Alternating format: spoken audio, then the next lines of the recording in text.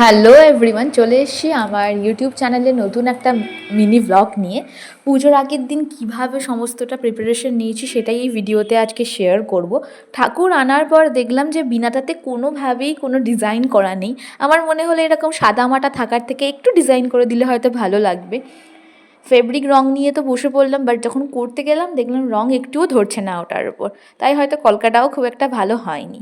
এরপর মা ঠাকুর রাখা যে জল চৌকি সেটা দিয়েছিল ধুতে ধুতে গিয়ে দেখলাম এটাও তো পুরো নর্মাল, এটাকে যদি নতুনভাবে সাজানো যায় ওটার উপরেও কলকা করে দিলাম, দেখে জানিও কেমন হয়েছে। এই পুজোটা আসলে আমরা পাড়ার কিছু বোনেরা মিলে আমাদের বাড়িতে তুলি।